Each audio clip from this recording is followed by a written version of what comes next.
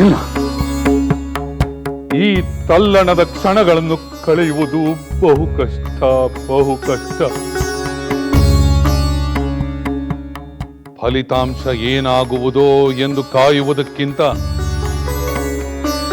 ನಾನೇ ರಣರಂಗಕ್ಕೆ ಹೋಗಿ ಆ ಲಕ್ಷ್ಮಣನನ್ನು ಸಂಹರಿಸಿ ಬರುತ್ತೇನೆ. ಹೌದು,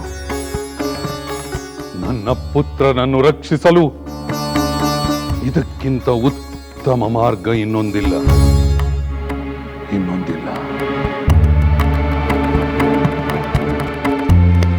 ಯಾರಲ್ಲಿ?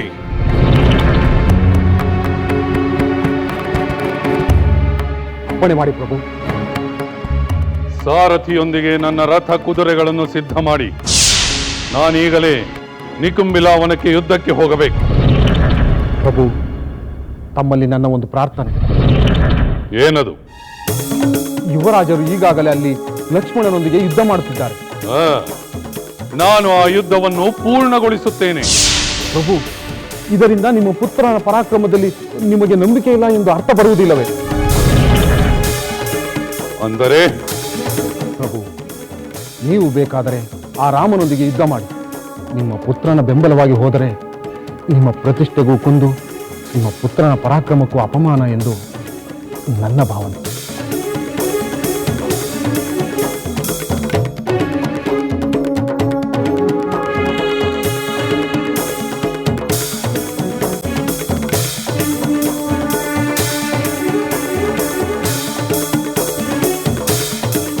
ಪ್ರಭು, ಅನ್ಯತಾ ಭಾವಿಸಬೇಡಿ ಪ್ರಭು.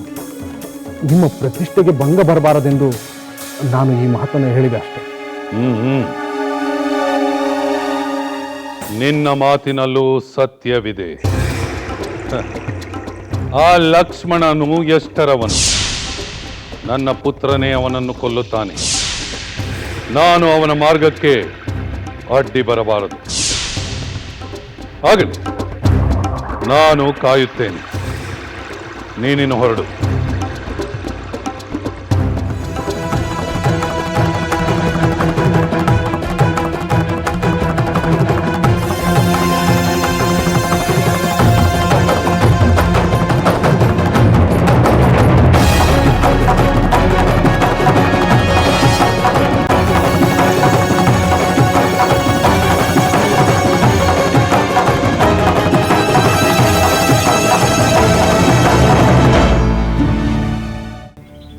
ನಮ್ಮ ಯುವರಾಣಿಯನ್ನು ನೋಡಿ ನನಗೆ ಬಹಳ ಸಂಕಟವಾಯಿತು.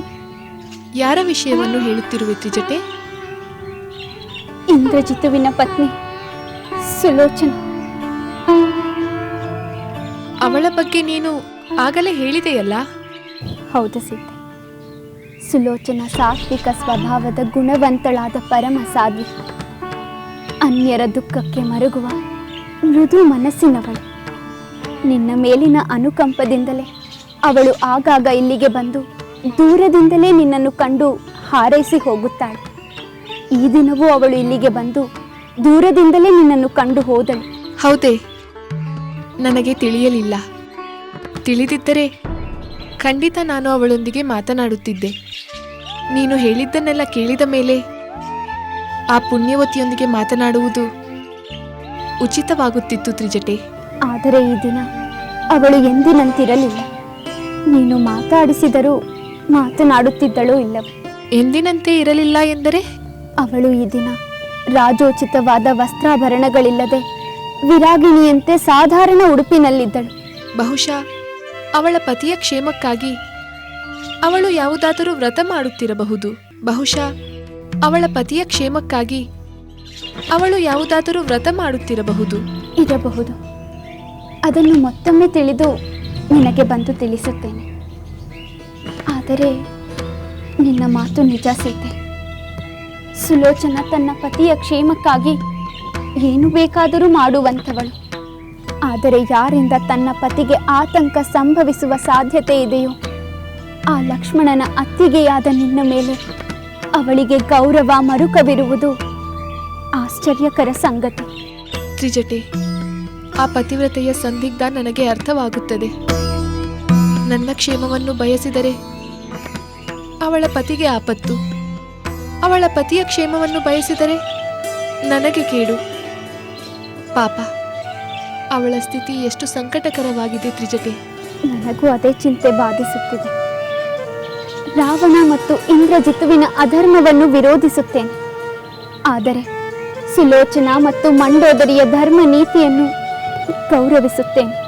ತ್ರಿಜಟೆ, ಅವರು ಧರ್ಮದ ಪರವಾಗಿ ನಡೆಯುವುದು ನಿಜವಾದರೆ ಅಧರ್ಮದ ಫಲವನ್ನು ಕಾಣಲು ಸಿದ್ಧರಾಗಬೇಕು.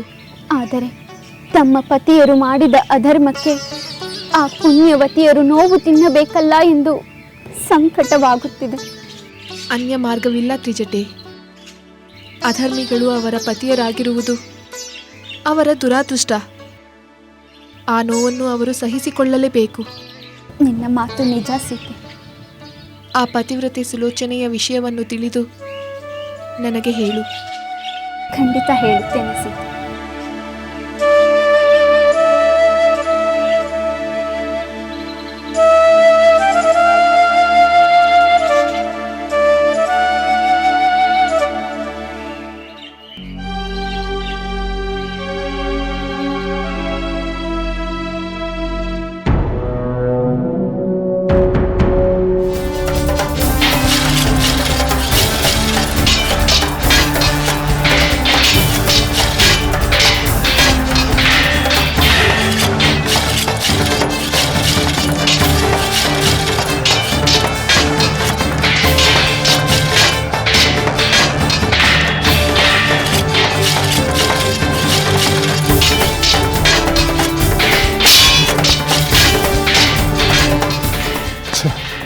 ಇದೇನಿದು?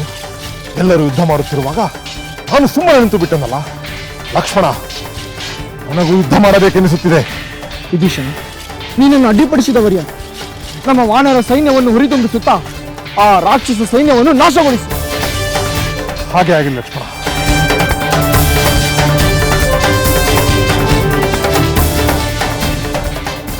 ಓಂ ಶ್ರೀ ಏಕದಂತಾಯ ವಿದ್ಮಹೇ ವಕ್ರತುಂಡಾಯ ಧೀಮಹಿ ತನ್ನೋ ವದಂತಿ ಪ್ರಚೋದಯಾತ್.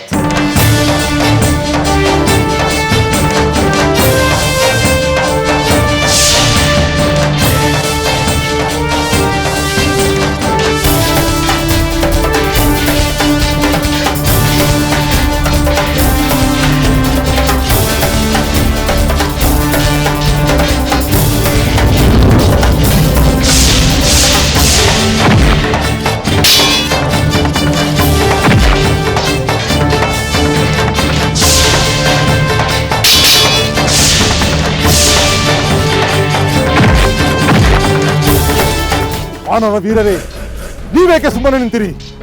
ರಾವಣನ ಕಡೆಯ ವೀರರಲ್ಲಿ ಈಗ ಉಳಿದಿರುವವನು ಈ ಇಂದ್ರಜಿತು ಒಬ್ಬನೇ. ರಾಕ್ಷಸ ಸೈನ್ಯವು ಅಲ್ಪವೇ. ವೀರಾದಿ ವೀರರೆಲ್ಲ ಗತಪ್ರಾಣರಾದರು. ಉಳಿದಿರುವ ರಾಕ್ಷಸ ಸೈನ್ಯವನ್ನು ಧ್ವಂಸಗೊಳಿಸುವುದು ನಿಮಗೆಷ್ಟರ ಕೆಲಸ. ಇರುವ ಅತ್ಯಲ್ಪ ಸೈನ್ಯವನ್ನು ನಿಶ್ಶೇಷಗೊಳಿಸಿ ಒಂದು ಪಿಳ್ಳೆಯು ಉಳಿಯದಂತೆ ನಾಶ ಮಾಡಿ.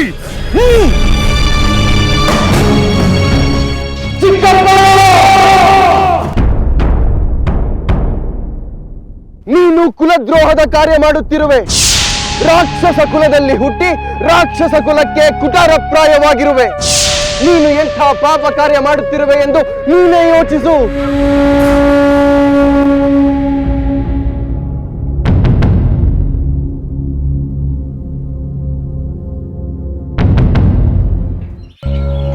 ಅಂದರೆ ವಿಭೀಷಣ ನಮ್ಮ ಪರವಾಗಿ ಯುದ್ಧ ಮಾಡುತ್ತಿದ್ದಾನೆ ಎಂದು ಆ ಇಂದ್ರಜಿತು ಅವನ ಬಗ್ಗೆ ತುಚ್ಛವಾಗಿ ಮಾತನಾಡಿದ್ದಾನೆ. ಹೌದು ಪ್ರಭು, ಕುಲದ್ರೋಹಿ ಎಂದಾಗ ಪಾಪ ವಿಭೀಷಣ ಒಂದು ಕ್ಷಣ ಚಿಂತಾಕ್ರಾಂತನಾದ.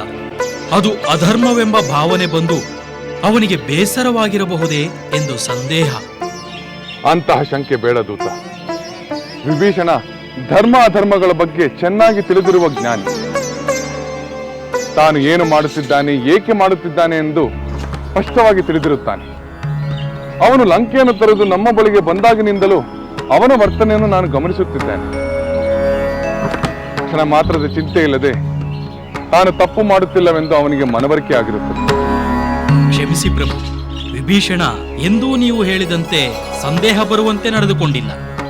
ಇಂದ್ರಜಿತು ಎಷ್ಟೇ ಆಗಲಿ ಚಿಕ್ಕವನು, ಪುತ್ರ ಸಮಾನ. ಅವನ ಮೇಲೆ ಮಮಕಾರ ಉಂಟಾದರೆ ಎಂದು ಅನ್ನಿಸಿತು. ಅದಕ್ಕೆ ನಾನು ಹಾಗೆ ಹೇಳಿದೆ. ಅಂತಹ ಭಾವನೆ ಇದ್ದಿದ್ದರೆ ಅವನು ಇಂದ್ರಜಿತುವಿನ ಸಂಹಾರದ ರಹಸ್ಯವನ್ನು ತಿಳಿಸಿ ಲಕ್ಷ್ಮಣನನ್ನು ಆಲದ ಮರದ ಬಳಿಗೆ ಕರೆದೊಯ್ಯುತ್ತಿರಲಿಲ್ಲ. ಇಲ್ಲವಾದರೆ ಆ ಇಂದ್ರಜಿತು ಇನ್ನಷ್ಟು ಅನಾಹುತ ಮಾಡುತ್ತಿದ್ದನೋ ಏನೋ. ಹೌದು ಪ್ರಭು, ನಿಮ್ಮ ಮಾತು ನಿಜ. ಸರಿ, ಈಗ ನೀನು ರಣರಂಗಕ್ಕೆ ಹೋಗು. ವಿಭೀಷಣ ಆ ಇಂದ್ರಜಿತುವಿಗೆ ಏನು ಉತ್ತರ ಕೊಡುತ್ತಿದ್ದಾನೆ ಎಂದು ನಿನಗೆ ತಿಳಿದರೆ ನಿನ್ನ ಸಂಶಯ ತಾನಾಗಿಯೇ ನಿವಾರಣೆ ಆಗುತ್ತದೆ.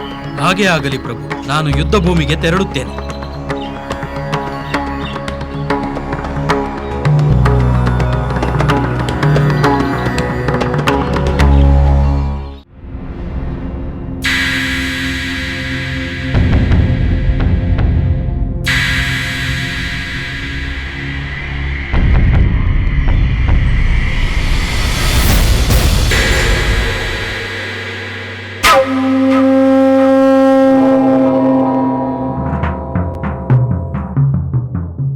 ಏಕೆ ಚಿಕ್ಕಪ್ಪ ಮೌನವಾದೆ? ನಾನು ನಿನಗೆ ಮಗನಲ್ಲವೇ? ವಾತ್ಸಲ್ಯದಿಂದ ಕಾಣಬೇಕಾದ ಚಿಕ್ಕಪ್ಪನೇ ಕೊಲ್ಲಲು ಮುಂದಾದರೆ ಅಂಥವರ ಮನಸ್ಸು ವಜ್ರಕ್ಕಿಂತ ಕಠಿಣವಲ್ಲವೇ? ನನ್ನನ್ನು ಕೊಲ್ಲಿಸಲು ಈ ಲಕ್ಷ್ಮಣನನ್ನು ಕರೆತಂದು ಈಗ ನೀನು ನಮ್ಮವರನ್ನೇ ಕೊಲ್ಲುತ್ತಿರುವುದು ಕುಲದ್ರೋಹವಲ್ಲವೇ? ಭ್ರಾತೃದ್ರೋಹವಲ್ಲವೇ? ಇವನು ನನ್ನ ಮನಸ್ಸಿನ ಸೂಕ್ಷ್ಮ ಭಾವನೆಗಳನ್ನು ಕೆಣಕಿ ನನ್ನನ್ನು ತುರ್ಪರಗೊಳಿಸಲು ಪ್ರಯತ್ನಿಸುತ್ತಿರಬಹುದೇ? ಮಾತಾಡು ಚಿಕ್ಕಪ್ಪ, ಏಕೆ ಸುಮ್ಮನಾದೆ? ಇಂದ್ರಜಿತು, ನಾನು ನಿನ್ನ ಚಿಕ್ಕಪ್ಪ ನಿಜ. ಚಿಕ್ಕಂದಿನಿಂದಲೂ ನಿನ್ನನ್ನು ವಾತ್ಸಲ್ಯದಿಂದ ಕಂಡಿದ್ದೇನೆ. ಹಾಗೆಯೇ ನಿನ್ನ ಪರಾಕ್ರಮವನ್ನು ಮೆಚ್ಚಿಕೊಂಡಿದ್ದೇನೆ. ವಾತ್ಸಲ್ಯ ತೋರಿದ ನೀನೇ ನನ್ನ ವಿನಾಶವನ್ನು ಬಯಸುತ್ತೀಯ? ಹೇಳು ಚಿಕ್ಕಪ್ಪ, ಹೇಳು. ಮಗು ಇಂದ್ರಜಿತು, ನೀನು ಚತುರನೆಂದು ನನಗೆ ಗೊತ್ತು. ಯುದ್ಧ ನಿರ್ಣಾಯಕ ಘಟ್ಟಕ್ಕೆ ಬರುತ್ತಿರುವಾಗ ಹೀಗೆ ಬಾಂಧವ್ಯದ ಸೂಕ್ಷ್ಮ ಸೂತ್ರಗಳಿಂದ ನನ್ನನ್ನು ವಿಚಲಿತಗೊಳಿಸಲು ನೋಡುತ್ತಿರುವೆಯಾ? ಅಣ್ಣನ ಮಗನೆಂಬ ಪ್ರೀತಿಗಿಂತ ನನಗೆ ಧರ್ಮದ ಪ್ರೀತಿಯೇ ದೊಡ್ಡದು. ನೀನೀಗ ನನ್ನ ಪುತ್ರನಲ್ಲ, ಅಧರ್ಮಕ್ಕೆ ಬೆಂಬಲವಾಗಿ ನಿಂತ ಅಧರ್ಮಿ.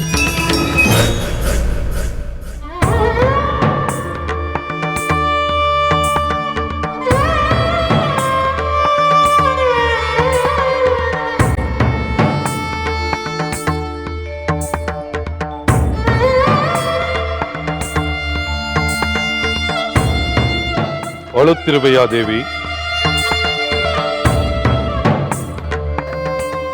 ಪ್ರಣಾಮಗಳು ಪ್ರಭು. ಈಗ ನನ್ನ ಪಾಲಿಗುಳಿದಿರುವುದು ಅಷ್ಟೇ ಪ್ರಭು. ಏಕೆ ಈ ದುಃಖ? ನನ್ನ ವಿಧಿಗಾಗಿ.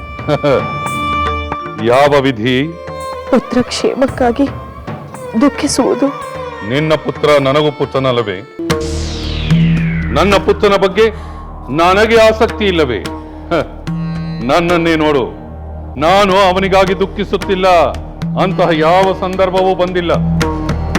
ಅನವಶ್ಯಕವಾಗಿ ದುಃಖಿಸುವುದು ಅರ್ಥಹೀನ.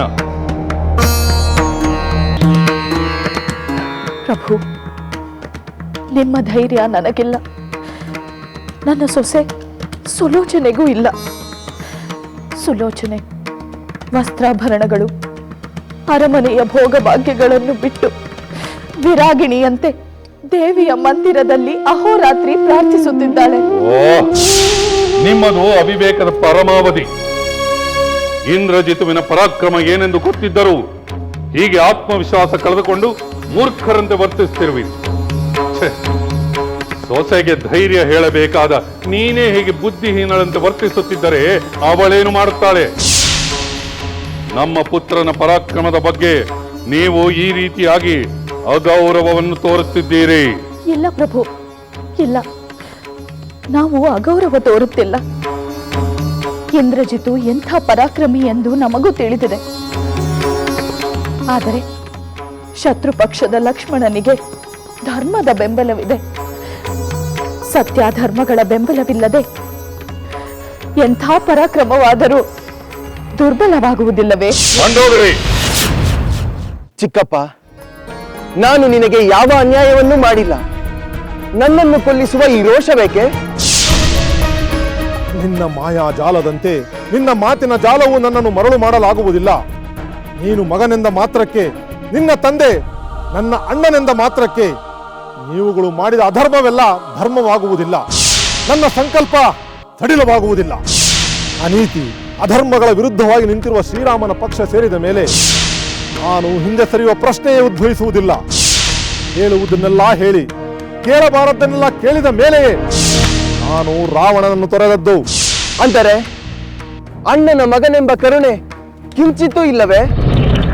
ಇಲ್ಲ, ಕಿಂಚಿತ್ತು ಕರುಣೆಯೂ ಇಲ್ಲ, ಯಾವ ದಾಕ್ಷಿಣ್ಯವೂ ಇಲ್ಲ. ಆಗಲಿ ಚಿಕ್ಕಪ್ಪ, ಆಗಲಿ. ಹಾಗಾದರೆ ಒಂದು ಕೆಲಸ ಮಾಡು. ನಾನು ಅಧರ್ಮಿಯಲ್ಲವೇ? ನೀನೇ ನನ್ನನ್ನು ಸಂಹರಿಸು. ಈ ಲಕ್ಷ್ಮಣನ ಬದಲು ನಿನ್ನ ಕೈಯಿಂದಲೇ ನನಗೆ ಸಾವು ಬರಲಿ. ಅದರಿಂದ ನನಗೆ ಶ್ರೇಯಸ್ಸಾಗುತ್ತದೆ. ನನ್ನನ್ನು ಕೊಂದು ನಿನ್ನ ಧರ್ಮ ಪ್ರೀತಿಯನ್ನು ಉಳಿಸಿಕೊ. ಅಣ್ಣನ ಮಗನನ್ನೇ ಕೊಂದ ಧರ್ಮವೀರ ಎಂದು ಖ್ಯಾತಿ ಪಡೆ. ನನ್ನನ್ನು ಕೊಲ್ಲು ಚಿಕ್ಕಪ್ಪ, ಕೊಲ್ಲು.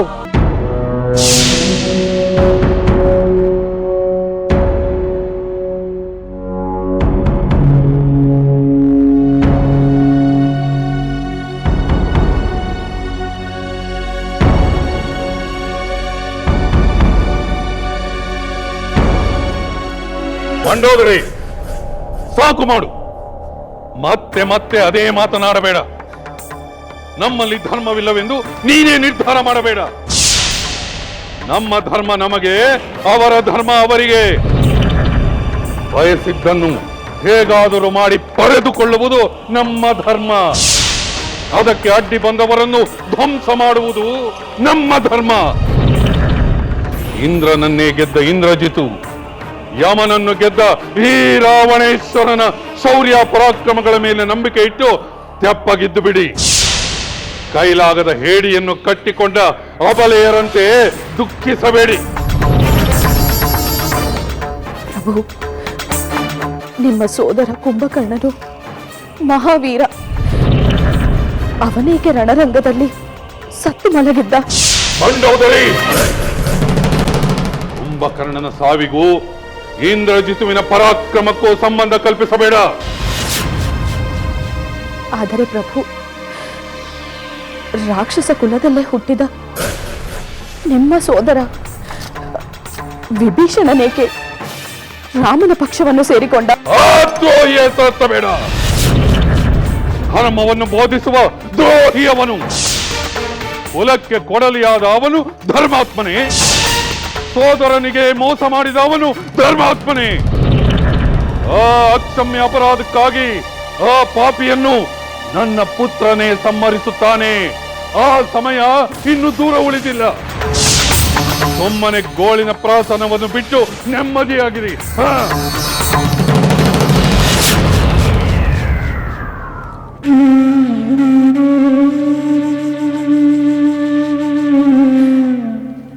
ಇಲ್ಲ ಪ್ರಭು, ಇಲ್ಲ. ನಿಮ್ಮ ಮಾತಿನಿಂದ ನನಗೆ ನೆಮ್ಮದಿಯ ಮೊದಲು ಇದ್ದ ದುಃಖ ಇನ್ನಷ್ಟು ಹೆಚ್ಚಾಗಿದೆ.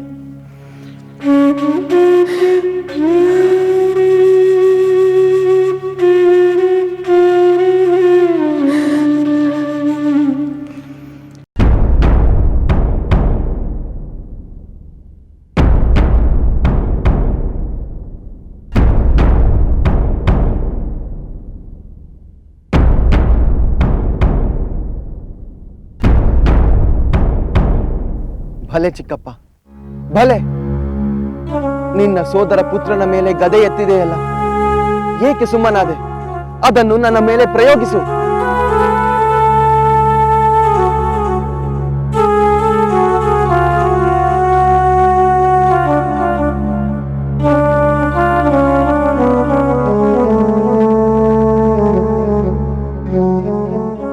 ಏಕೆ ಚಿಕ್ಕಪ್ಪ ಸುಮ್ಮನಾದೆ? ನೀನು ನಿನ್ನ ಗದೆಯನ್ನು ನನ್ನ ಮೇಲೆ ಪ್ರಯೋಗಿಸಬಹುದು. ಪ್ರತಿಯಾಗಿ ನಾನು ಬಾಣಗಳನ್ನು ಬಿಡುವುದಿಲ್ಲ.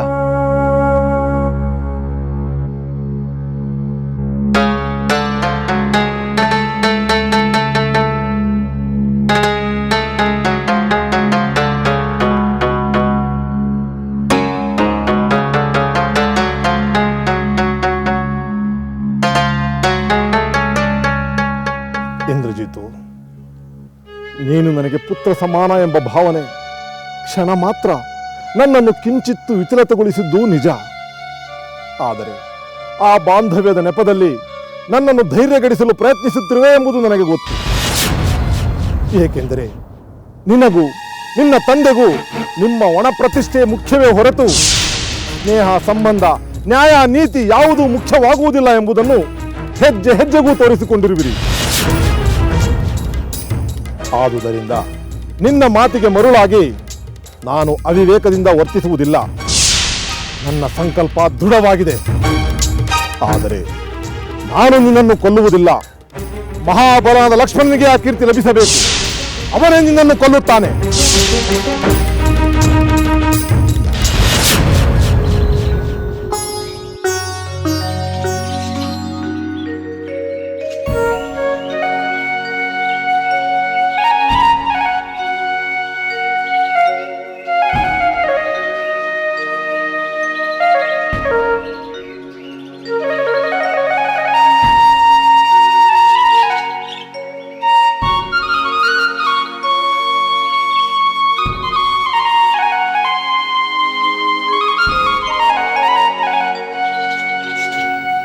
ಮಾತೆ, ಮಾತೆ, ಸರ್ವಮಂಗಳೆ, ಕರುಣಾಮಯಿ, ನನ್ನ ಪತಿಯನ್ನು ರಕ್ಷಿಸು. ನಾನು ನಿನ್ನನ್ನೇ ನಂಬಿಕೊಂಡಿದ್ದೇನೆ. ಈ ವಿನಾಶಕಾರಿ ಯುದ್ಧ ನಿಲ್ಲುವಂತಾಗಲಿ. ನನ್ನ ಪತಿ ಕ್ಷೇಮವಾಗಿರುವಂತೆ ಅನುಗ್ರಹಿಸು ತಾಯಿ, ಅನುಗ್ರಹಿಸು. ಕಾಪಾಡು ಜಗದಂಬೆ, ನಾನಿನ್ನದೇ ನಂಬಿಹೆ. ಕೈ ಬಿಡದೆ ಕೃಪೆ ತೋರು, ನಾನಿನ್ನದೇ ಶರಣೆಂಬಿಹೆ. ನಿನ್ನ ನಂಬಿಹೆ, ಶರಣೆಂಬಿಹೆ, ಶರಣೆಂಬಿಹೆ, ನಿನ್ನ ನಂಬಿಹೆ. ಕಾಪಾಡು ಜಗದಂಬೆ, ನಾನಿನ್ನದೇ ನಂಬಿಹೆ.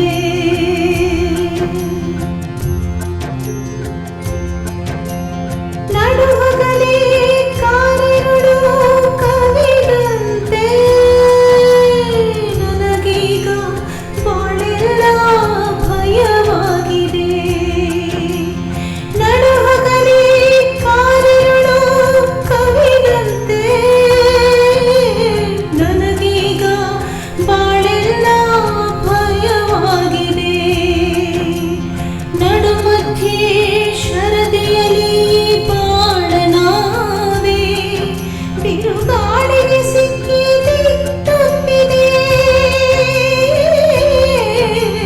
ನಡುಮಧ್ಯೆ ಶರದಿಯಲಿ ಈ ಬಾಳನಾವೆ, ಬಿರುಗಾಳಿಗೆ ಸಿಕ್ಕಿ ತಪ್ಪಿದೆ.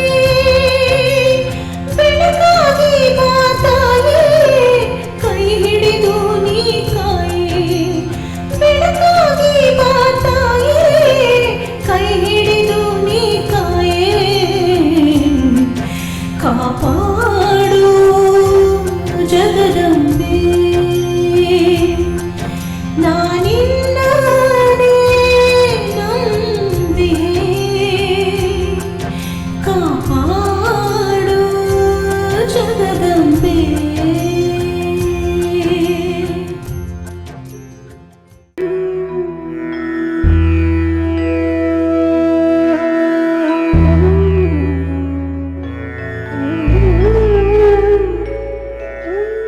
ರಾಮಚಂದ್ರ ಪ್ರಭುವಿಗೆ ಪ್ರಣಾಮಗಳು. ದೂತ, ರಣರಂಗದ ವಾರ್ತೆಯನ್ನು ಇಷ್ಟು ಬೇಗ ಹೊತ್ತು ತಂದೆಯ? ಹೌದು ಪ್ರಭು. ವಿಭೀಷಣನ ಮೇಲಿನ ನಿನ್ನ ಸಂದೇಹಕ್ಕೆ ನಿನಗೆ ಉತ್ತರ ಸಿಕ್ಕಿತೆ? ಅದೇ ವಿಚಾರವನ್ನು ನಿಮಗೆ ತಿಳಿಸಲು ಬಂದೆ ಪ್ರಭು. ಅದೇನೆಂದು ತಿಳಿಸು ದೂತ. ಪ್ರಭು, ಇಂದ್ರಜೀತು ತನ್ನ ಮೇಲೆ ಯುದ್ಧ ಮಾಡುವಂತೆ ವಿಭೀಷಣನಿಗೆ ಮತ್ತೆ ಮತ್ತೆ ಪ್ರಚೋದನೆ ನೀಡಿದ. ಒಂದು ಕ್ಷಣ ವಿಭೀಷಣ ಗದೆಯನ್ನು ಎತ್ತಿದರೂ ಪ್ರತಿಯಾಗಿ ಬಾಣ ಪ್ರಯೋಗಿಸದೆ ಇಂದ್ರಜೀತು ನಿರ್ಭಯವಾಗಿ ನಿಂತಿದ್ದ. ಆಗ ಭಲೆ ಚಿಕ್ಕಪ್ಪ, ಭಲೆ. ನಿನ್ನ ಸೋದರ ಪುತ್ರನ ಮೇಲೆ ಗದೆ ಎತ್ತಿದೆಯಲ್ಲ, ಏಕೆ ಸುಮ್ಮನಾದೆ? ಅದನ್ನು ನನ್ನ ಮೇಲೆ ಪ್ರಯೋಗಿಸು.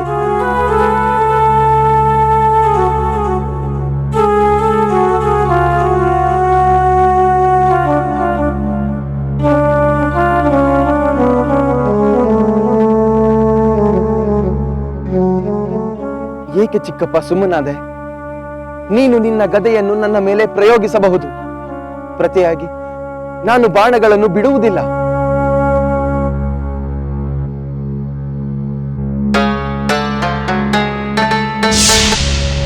ಹೌದು ಪ್ರಭು, ವಿಭೀಷಣನಿಗೆ ಇಂದ್ರಜಿತುವಿನ ಮೇಲೆ ಯುದ್ಧ ಮಾಡಲು ಸಾಧ್ಯವೇ ಆಗಲಿಲ್ಲ. ಅದು ಸಹಜ ವರ್ತನೆ ದೂತ. ಪ್ರಭು, ವಿಭೀಷಣನ ವರ್ತನೆಯನ್ನು ನೀವು ಸಮರ್ಥಿಸುತ್ತೀರಾ? ಅಣ್ಣನ ಮಗನ ಮೇಲಿನ ಮೋಹದಿಂದ ಅವನು ನಿಮಗೆ ತಪ್ಪಿ ನಡೆದಂತಾಗಲಿಲ್ಲವೇ? ಶತ್ರುವನ್ನು ಶತ್ರುವೆಂದು ಪರಿಗಣಿಸಬೇಕೇ ಹೊರತು ಬಾಂಧವ್ಯದ ನೆಪದಿಂದ ಸುಮ್ಮನಾಗುವುದು ಅನುಚಿತವಲ್ಲವೇ? ಅದು ಧರ್ಮ ವಿರುದ್ಧವಲ್ಲವೇ ಪ್ರಭು? ದೂತ, ನಿನ್ನ ಮಾತು ಸರಿ, ವಿಭೀಷಣನ ವರ್ತನೆಯೂ ಸರಿ. ಯಾರೇ ಆದರೂ ರಕ್ತ ಸಂಬಂಧಗಳಿಗೆ ಮಿಡಿಯುವುದು ಸಹಜವೇ. ಒಂದೇ ಒಂದು ಕ್ಷಣ ಆ ವಿಭೀಷಣನ ಹೃದಯ ಅಲುಗಿದರೆ ತಪ್ಪೇನು? ಅವನು ಧರ್ಮಕ್ಕಾಗಿ ಲಂಕೆಯನ್ನು ತನ್ನ ಸೋದರನನ್ನು ಬಿಟ್ಟು ಬಂದವನು. ಕೇವಲ ಸೋದರನ ಪುತ್ರ ಮೇಲಿನ ಮಮಕಾರದಿಂದ ಅವನು ನಮಗೆ ದ್ರೋಹ ಬಗೆಯುತ್ತಾನೆ ಎಂದು ಭಾವಿಸುವುದು ಖಂಡಿತ ತಪ್ಪು. ಅಲ್ಲದೆ ಅವನು ಯುದ್ಧ ಮಾಡದೆ ಹಿಂಜರಿದಕ್ಕೆ ಬೇರೆ ಕಾರಣವೂ ಇರಬಹುದು. ಹೌದು ಪ್ರಭು, ನಿನ್ನನ್ನು ಕೊಲ್ಲುವ ಶ್ರೇಯಸ್ಸು ಲಕ್ಷ್ಮಣನಿಗೆ ಸಲ್ಲಬೇಕು. ಅವನೇ ನಿನ್ನನ್ನು ಕೊಲ್ಲುತ್ತಾನೆ ಎಂದ ವಿಭೀಷಣ. ನೋಡಿದ್ಯಾ, ಅದೇ ಸತ್ಯ. ತತ್ಕಾಲದ ಭಾವನೆಗಳಿಗೆ ಕ್ಷಣ ಹೊತ್ತು ವಶನಾದ ವಿಭೀಷಣ ನಿಜವಾಗ್ಲೂ ಹೃದಯವಂತ. ದೂತ, ನೀನು ರಣರಂಗಕ್ಕೆ ಹಿಂದಿರುಗಿ ಅಲ್ಲಿನ ವಿಶೇಷ ವಾರ್ತೆಗಳೇನಾದರೂ ಇದ್ದರೆ ಅದನ್ನು ತಿಳಿದುಕೊಂಡು ಬಾ. ಹಾಗೆ ಆಗಲಿ ಪ್ರಭು.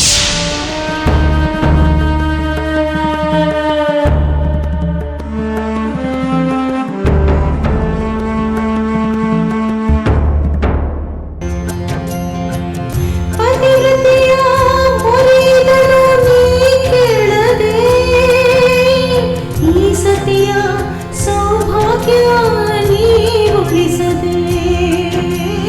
ಪತಿವ್ರತೆಯ ಮುರಿದನು ನೀ ಕೇಳದೆ, ಈ ಸತಿಯ ಸೌಭಾಗ್ಯ ನೀ ಉಳಿಸದೆ.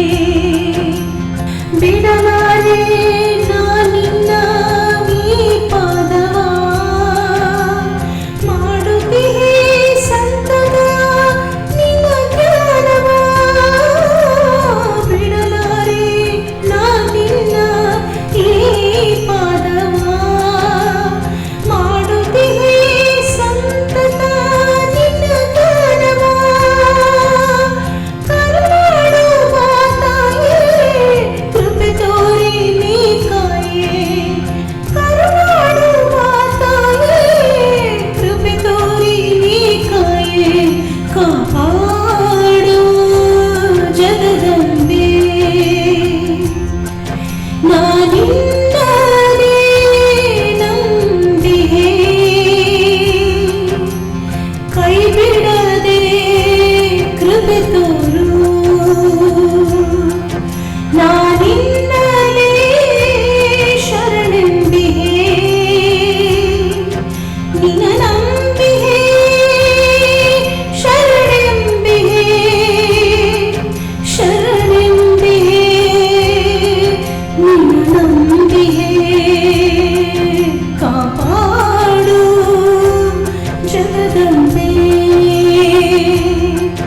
ನಾನಿನ್ನಲೇ ನಂಬಿಹೆ, ಕಾಪಾಡು ಜಗದಂಬೆ. ಕಾಪಾಡು ಜಗದಂಬೆ, ಕಾಪಾಡು ಜಗದಂಬೆ.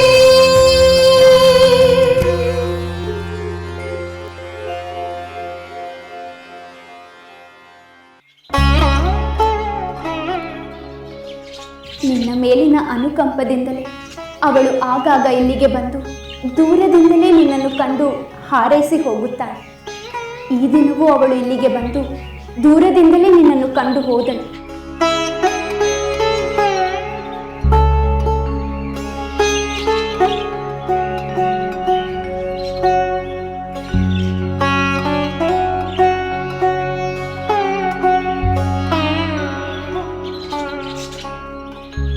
ಸೀತೆ,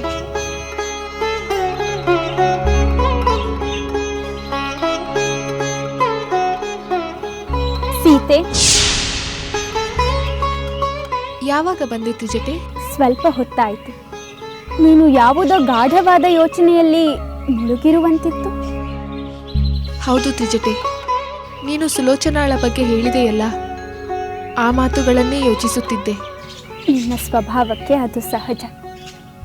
ಅನ್ಯರ ದುಃಖಕ್ಕೆ ಮರುಗುವ ಸದ್ಗುಣ ನಿನ್ನಲ್ಲೂ ಇದೆ, ಆ ಸುಲೋಚನೆಯಲ್ಲೂ ಇದೆ. ಅವಳ ಪರಿಸ್ಥಿತಿಯನ್ನು ಕಂಡು ನನಗೆ ವ್ಯಥೆಯಾಗುತ್ತಿದೆ. ಅವಳಿಗೇನಾಯಿತು ತ್ರಿಜಟೆ? ಅವಳು ಅರಮನೆಗೆ ಬರುತ್ತಲೇ ಇಲ್ಲ. ವಿರಾಗಿಣಿಯಂತೆ ದೇವಿಯ ಮಂದಿರದಲ್ಲೇ ಪತಿಯ ಕ್ಷೇಮಕ್ಕಾಗಿ ಪ್ರಾರ್ಥಿಸುತ್ತಾ ಇದ್ದು ಬಿಟ್ಟಿದ್ದಾಳೆ. ಪತಿವ್ರತೆಯಾದವಳು ಪತಿಗಾಗಿ ಪ್ರಾರ್ಥಿಸುವುದು ಸಹಜ. ಆದರೆ ಆ ದೇವಿ ಧರ್ಮಕ್ಕೆ ವಿರುದ್ಧವಾಗಿ ಅವಳ ಕೋರಿಕೆಯನ್ನು ಈಡೇರಿಸಲು ಸಾಧ್ಯವೇ? ಅವಳ ಪ್ರಾರ್ಥನೆಗೆ ಓಗೊಟ್ಟು ಒಂದು ವೇಳೆ ಇಂದ್ರಜಿತುವಿಗೆ ವಿಜಯವನ್ನು ದಯಪಾಲಿಸಿದರೆ? ಇಲ್ಲ ತ್ರಿಜಟೆ, ಹಾಗಾಗುವುದಿಲ್ಲ. ಹಾಗೇನಾದರೂ ಆದರೆ ಲಕ್ಷ್ಮಣನ ಗತಿ ಏನೆಂದು ಯೋಚಿಸು. ಇಲ್ಲ, ಲಕ್ಷ್ಮಣನ ಪಾಲಿಗೆ ವಿಜಯ ದೊರೆಯಬೇಕು. ಅದಕ್ಕಾಗಿ ನಾನು ಪ್ರಾರ್ಥಿಸುತ್ತೇನೆ.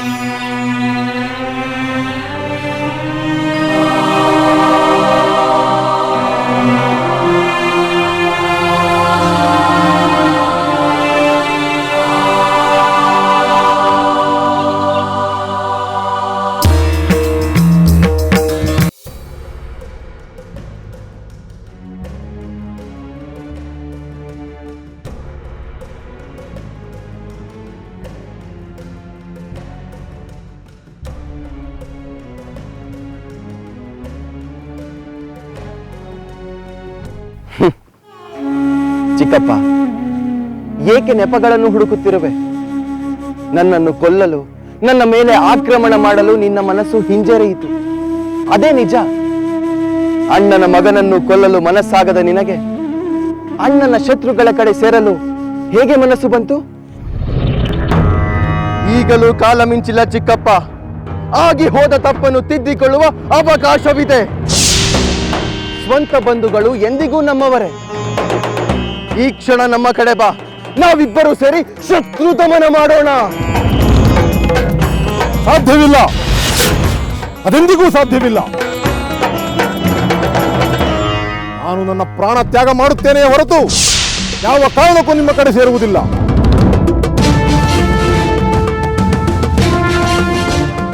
ಏಕೆ ಚಿಕ್ಕಪ್ಪ, ಮತ್ತೆ ಬಂದರೆ ರಾವಣೇಶ್ವರ ತಿರಸ್ಕರಿಸುವರೆಂಬ ಶಂಕೆಯೇ?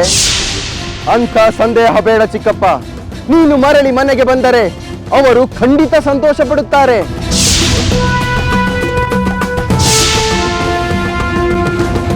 ಇನ್ನೊಬ್ಬ ಪ್ರೀತಿಯ ಸಹೋದರ ಕುಂಭಕರ್ಣನನ್ನು ಕಳೆದುಕೊಂಡ ಅವರು ನಿನ್ನನ್ನು ಅಕ್ಕರೆಯಿಂದ ಸ್ವಾಗತಿಸುತ್ತಾರೆ. ಬಾ ಚಿಕ್ಕಪ್ಪ. ಯಾರದೋ ಪರವಹಿಸಿ ರಕ್ತ ಸಂಬಂಧಿಗಳ ವಿರುದ್ಧ ಹೋರಾಡುವ ಪಾಪ ಕಾರ್ಯವನ್ನು ಮಾಡಬೇಡ. ಸಾಕು ಸಾಕು ಮಾಡು ನಿನ್ನ ಸಂಬದ್ಧ ಪ್ರಲಾಪವನ್ನು. ನನ್ನ ಕಣ್ಣೆದುರಿಗೆ ಬಾಲಕನಾಗಿ ಬೆಳೆದ ನೀನು ಅಮಾಯಕ ಬಾಲಕನಂತೆಯೇ ಮಾತನಾಡುತ್ತಿರುವೆ. ನಿಜ ನಿಜ, ಒಂದು ಕ್ಷಣ ನೀನು ನನ್ನ ಅಣ್ಣನ ಮಗನೆಂಬ ಮಮಕಾರ ಬಾಧಿಸಿದ್ದು ನಿಜ. ಆದರೆ ಹಾಗೆಂದು ನಿನ್ನ ತಂದೆಯ ಅಧರ್ಮವನ್ನು, ಆ ಅಧರ್ಮಕ್ಕೆ ನೀನು ಬೆಂಬಲಿಸುತ್ತಿರುವೆ ಎಂಬುದನ್ನು ಮರೆತಿಲ್ಲ, ಮರೆಯುವುದೂ ಇಲ್ಲ. ನಿನ್ನನ್ನು ಸಮ್ಮರಿಸಿದ ಕೀರ್ತಿ ಲಕ್ಷ್ಮಣನಿಗೆ ದೊರಕಲಿ ಎಂಬ ಉದ್ದೇಶದಿಂದ ನಿನ್ನ ಜೊತೆ ಯುದ್ಧ ಮಾಡಲು ಹಿಂಜರಿದನೇ ಹೊರತು ನೀನು ನನ್ನ ಅಣ್ಣನ ಮಗನೆಂಬ ಕಾರಣದಿಂದ ಅಲ್ಲ. ನೀನು ಇಷ್ಟೆಲ್ಲ ಮಾತನಾಡಿದ ಮೇಲೆ ನಾನು ಖಂಡಿತವಾಗಿ ನಿನ್ನ ಜೊತೆ ಯುದ್ಧ ಮಾಡುತ್ತೇನೆ, ಮಾಡಿಯೇ ತೀರುತ್ತೇನೆ. ಅಲೆ ಚಿಕ್ಕಪ್ಪ, ಕಡೆಗೂ ನೀನು ನಿನ್ನ ಶತ್ರು ಪ್ರೀತಿಯನ್ನು ಬಿಡಲಿಲ್ಲ. ಮಗನೆಂಬ ಮಮಕಾರ ನಿನಗೆ ಇಲ್ಲದ ಮೇಲೆ ಚಿಕ್ಕಪ್ಪನೆಂಬ ಮಮಕಾರ ನನಗೇಕೆ? ಜೈ ಶ್ರೀರಾಮ್! ವಾನರ ವೀರರೇ, ಸಂಹರಿಸಿ!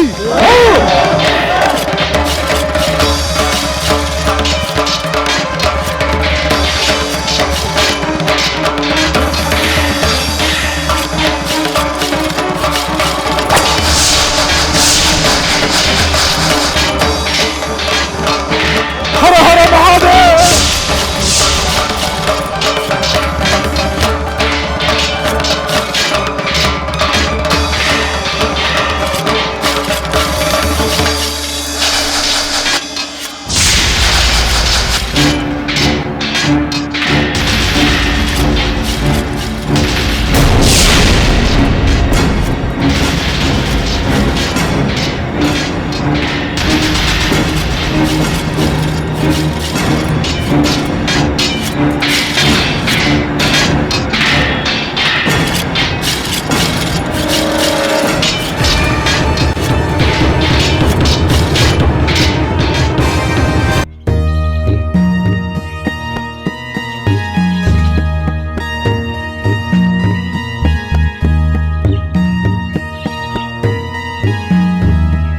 ರಾಮಚಂದ್ರ ಪ್ರಭು, ಪ್ರಣಾಮಗಳು. ದೂತ, ಯುದ್ಧ ಭೂಮಿಯಿಂದ ನೀನು ವಿಶೇಷ ವಾರ್ತೆಯನ್ನು ತಂದಿರುವಂತಿದೆ. ಹೌದು ಪ್ರಭು, ನೀವು ಹೇಳಿದ ಮಾತು ಸತ್ಯವಾಯಿತೆಂದು ತಿಳಿಸಲು ಬಂದೆ.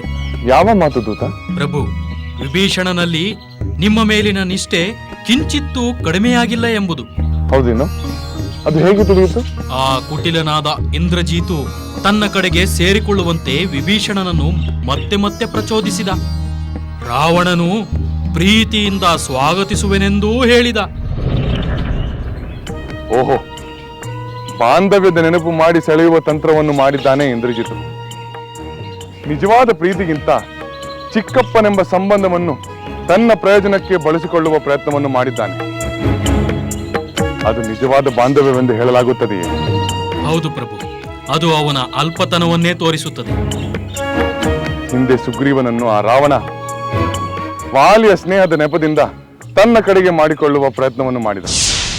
ಅಂಗದನಿಗೂ ನಿನ್ನ ತಂದೆಯನ್ನು ಕೊಂದವನ ಪರವಾಗಿ ಏಕಿರುವೆ, ನನ್ನ ಕಡೆಗೆ ಬಾ ಎಂದು ಹೇಳಿದ. ಶುಕಾಸರನನ್ನು ಕಳಿಸಿ ಆ ಪ್ರಯತ್ನ ಮಾಡಿದನಲ್ಲವೇ? ಹೌದು, ಆದರೆ ಆ ಶುಕಾಸುರ ದಂಡನೆಗೆ ಒಳಗಾದ. ರಾವಣನ ಕುತಂತ್ರ ಎಲ್ಲರಿಗೂ ತಿಳಿದು ಹೋಯಿತು. ಇನ್ನು ವಿಭೀಷಣನ ನಿಷ್ಠೆಯನ್ನು ಕದಲಿಸಲು ಆ ಇಂದ್ರಜಿತುವಿಗೆ ಸಾಧ್ಯವೇ? ಖಂಡಿತ ಸಾಧ್ಯವಿಲ್ಲ ಪ್ರಭು. ವಿಭೀಷಣ ಈಗ ಅವನ ಮೇಲೆ ಹೋರಾಡುತ್ತಿದ್ದಾನೆ. ಯಾವ ದಾಕ್ಷಿಣ್ಯವೂ ಇಲ್ಲದೆ ಅವನ ಮೇಲೆ ಬಾಣ ಪ್ರಯೋಗಿಸುತ್ತಿದ್ದಾನೆ. ಪ್ರಾಣವನ್ನಾದರೂ ಬಿಡುತ್ತೇನೆ, ಮತ್ತೆ ನಿಮ್ಮ ಕಡೆ ಸೇರುವುದಿಲ್ಲ ಎಂದು ಹೇಳಿದ ವಿಭೀಷಣ ಅದಕ್ಕೆ ತಕ್ಕಂತೆಯೇ ಹೋರಾಡುತ್ತಿದ್ದಾನೆ. ಹೌದು, ಆ ನಂಬಿಕೆ ನನಗೆ ಮೊದಲೇ ಇತ್ತು. ದೂತ, ನೀನು ರಣರಂಗಕ್ಕೆ ಹೋಗು. ಅಲ್ಲಿ ವಿಶೇಷವಿದ್ದರೆ ನನಗೆ ಬಂದು ತಿಳಿಸು. ಆಗಲಿ ಪ್ರಭು.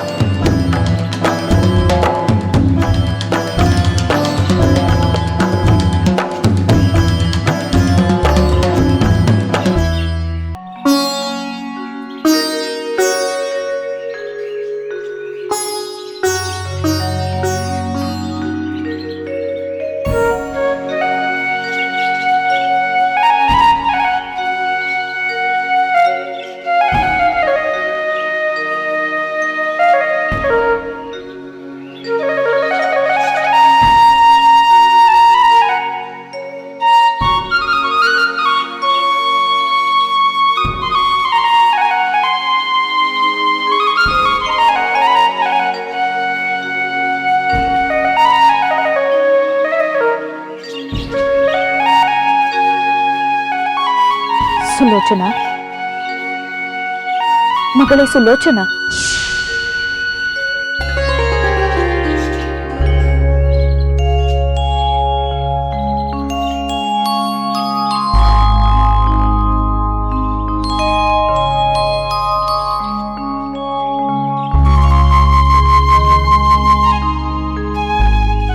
ನೀನು ನಂಬಿರುವ ಈ ಸರ್ವಮಂಗಳೆ ನಿನಗೆ ಮಂಗಳವನ್ನುಂಟು ಮಾಡಲಿ.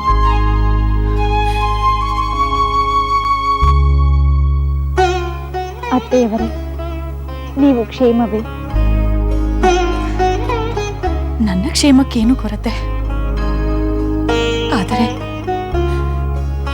ನಿನ್ನ ಈ ಸ್ಥಿತಿಯನ್ನು ನನ್ನಿಂದ ನೋಡಲಾಗುತ್ತಿಲ್ಲ ಸುಲೋಚನಾ. ಅತ್ತೇವರೇ, ಅಳಬೇಡಿ.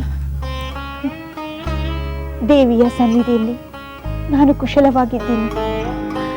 ನೀನು ಕುಶಲವಾಗಿರುವುದು ನನ್ನ ಕಣ್ಣಿಗೆ ಕಾಣುತ್ತಿದೆ ಸುಲೋಚನಾ. ಆಹಾರ ಪಾನೀಯಗಳಿಲ್ಲ, ರಾಜೋಚಿತ ವಸ್ತ್ರಾಭರಣಗಳಿಲ್ಲ, ಜೊತೆಗೆ ಹೃದಯದ ತುಂಬ ತುಂಬಿರುವ ಆತಂಕ. ನೀನು ಎಷ್ಟು ಸುಖವಾಗಿರಬಹುದೆಂದು ನಾನು ಅರ್ಥ ಮಾಡಿಕೊಳ್ಳಲಾರೆನೆ. ಅತ್ತೆಯವರೇ, ಪತಿ ಕ್ಷೇಮವಾಗಿದ್ದರೆ ತಾನೆ ಸತಿಯಾದವಳು ಕ್ಷೇಮದಿಂದಿರಲು ಸಾಧ್ಯ. ಆದರೆ ಈಗ ಆತಂಕಕಾರಿಯಾಗಿರುವಾಗ ನಾನು ಸುಖಭೋಗಗಳಲ್ಲಿ ಮೈಮರೆಯಲಾಗುವುದೇ? ನಿಜ ಹೇಳಬೇಕೆಂದರೆ ನನಗೆ ಯಾವ ಸುಖ ಸಂತೋಷಗಳೂ ಬೇಕಾಗಿಲ್ಲ. ನನ್ನ ಪತಿ ಕ್ಷೇಮವಾಗಿದ್ದರೆ ಅಷ್ಟೇ ಸಾಕು. ಸರ್ವಮಂಗಳೆಯಲ್ಲಿ ಸದಾ ಅದೇ ನನ್ನ ಪ್ರಾರ್ಥನೆ.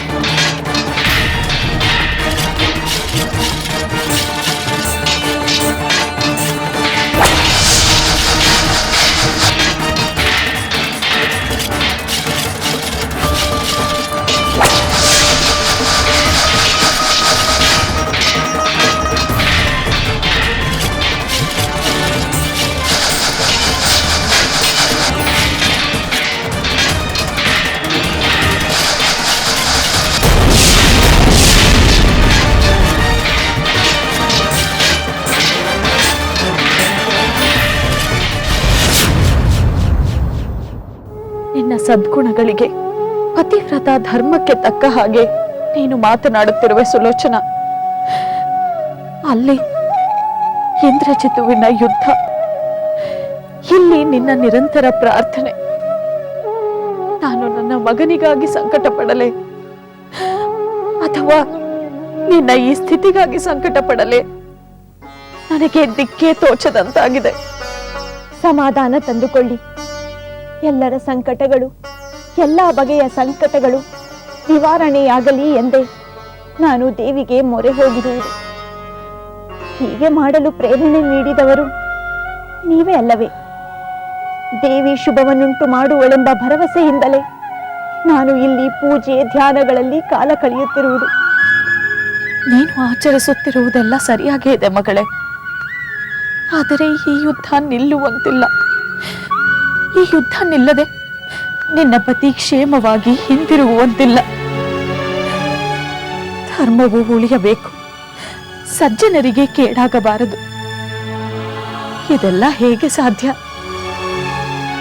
ಆಗುತ್ತದೆ ಅತ್ತೆಯವರೇ, ಎಲ್ಲವೂ ನೆರವೇರುತ್ತದೆ.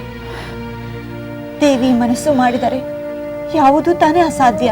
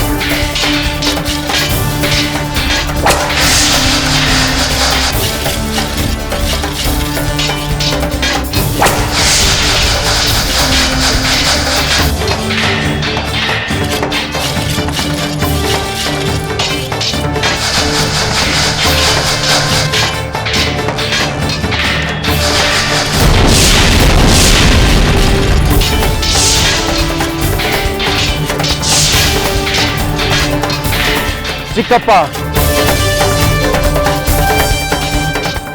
ನಮ್ಮಿಬ್ಬರದ್ದು ಕಾಲಹರಣದ ಯುದ್ಧವಾಗಿದೆ. ನನ್ನನ್ನು ಕೊಲ್ಲಲು ನಿನಗೆ ಮನಸ್ಸಿಲ್ಲ, ನಿನ್ನನ್ನು ಕೊಲ್ಲಲು ನನಗೆ ಮನಸ್ಸಿಲ್ಲ. ನೀನು ಸೋಲುವುದಿಲ್ಲ, ನಾನು ಸೋಲುವುದಿಲ್ಲ. ಇಂಥ ಯುದ್ಧವನ್ನು ಎಷ್ಟು ಹೊತ್ತು ಮಾಡಿದರೆ ಏನು ಪ್ರಯೋಜನ? ನಾನು ನನಗೆ ತಕ್ಕ ಎದುರಾಳಿಯಾದ ಆ ಲಕ್ಷ್ಮಣನೊಂದಿಗೆ ಯುದ್ಧ ಮಾಡುತ್ತೇನೆ. ಹಾಗೆ ಮಾಡು. ಲಕ್ಷ್ಮಣನೇ ನಿನಗೆ ತಕ್ಕ ಪ್ರತಿಸ್ಪರ್ಧಿ. ನಿನ್ನನ್ನು ಸಂಹರಿಸಬಲ್ಲ ಸಾಮರ್ಥ್ಯವುಳ್ಳವನು ಲಕ್ಷ್ಮಣನೊಬ್ಬನೇ. ಮತ್ತೆ ಶತ್ರುವನ್ನು ಹೊಗಳಬೇಡ ಚಿಕ್ಕಪ್ಪ.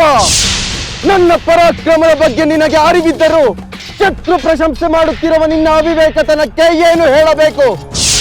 ನಿನ್ನ ಕಣ್ಣೆದುರಲಿಯೇ ನೀನು ಪರಾಕ್ರಮಿ ಎಂದು ಹೊಗಳುತ್ತಿರುವ ಈ ಲಕ್ಷ್ಮಣನನ್ನು ಸಂಹರಿಸುತ್ತೇನೆ.